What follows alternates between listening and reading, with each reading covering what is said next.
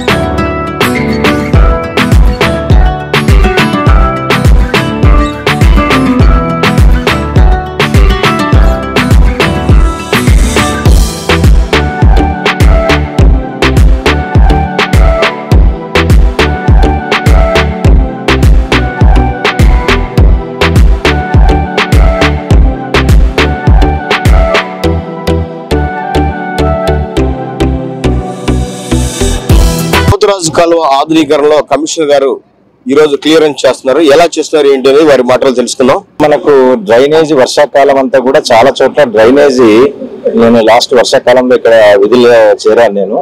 అప్పుడు నేను గమనించింది ఏంటంటే చాలా చోట్ల ఈ డ్రైనేజ్ వాటర్ అంతా కూడా డిస్పోజల్ సరిగా లేక రోడ్లపైన అడుగు 2 అడుగుల చోటు అలా నిలిచిపోవడం చూసాను నేను.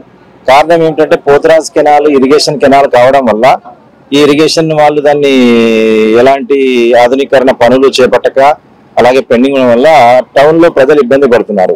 సో అందుకని ప్రతి మౌత్ దగ్గర అంటే మా డిస్పోజల్ కెనాల్ ఎక్కడైతే ఉందో అక్కడ క్లియరెన్స్ చేసుకోవాలి. మొత్తం 7 చోట్ల ఇలాంటి ప్రధాన డ్రైనేజీ పోతురాజు కాలువ కలుస్తుంది.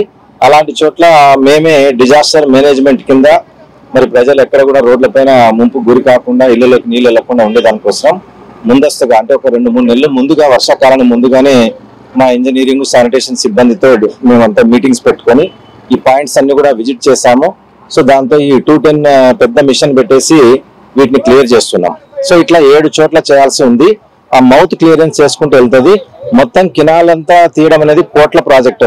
అది ఇరిగేషన్ వాళ్ళు చేపట్టాలి. కాకపోతే మా మున్సిపాలిటీ పరంగా మాకు ఇబ్బందులు లేకుండా ప్రజలకు ఎలాంటి అసౌకర్యం లేకుండా ఉండేదానికోసం మేము తాత్కాలికంగా ఈ క్లియరెన్స్ చేసుకోవడం కోసం ఈ పనులు చేపట్టాము. ఇబ్బంది లేకుండా ప్రజల సహకారంతో ఏ పని చేపట్టాలనే ఉద్దేశంతోనే చేస్తున్నాము.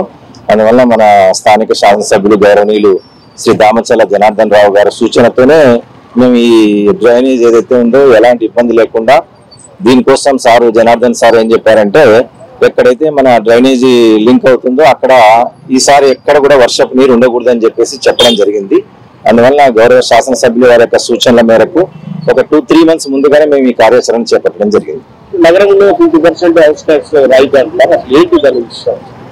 అది చాలా ఏళ్లుగా 3-4 ఏళ్ల నుంచి కూడా ట్యాక్స్ కట్టకుండా పెండింగ్స్ ఉంది. ఇట్లా స్టేట్ వైడ్ ఇలాంటి పరిస్థితులు ఉన్నాయి కాబట్టి రాష్ట్ర ప్రభుత్వం ఏం చేసిందంటే ఇప్పుడు ఏదైతే ట్యాక్స్ ఏదైతే ఉందో ఇంటి పన్ను కానీ ఖాళీ జాగాల పన్ను పైన 50% వడ్డీ పైన 50% రాయితీ ఇస్తున్నాం మనం.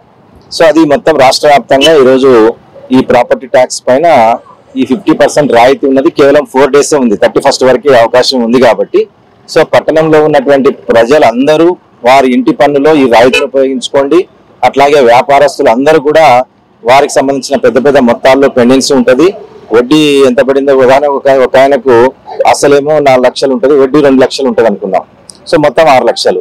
ఆ 2 లక్షల వడ్డీలో 1,00,000 రూపాయలు మైనస్ అవుతుంది. సో 1,00,000 రూపాయలు అతని బెనిఫిట్ కాబట్టి వాళ్ళు ఇప్పుడు అవకాశం ఉపయోగించుకోవాలి. దాంట్లో పార్ట్ పేమెంట్ కట్టినా కూడా మళ్ళీ వడ్డీ రాయితీ రాదు. అందుకని మొత్తం పేమెంట్ చేస్తేనే వడ్డీ రాయితీ వస్తుంది.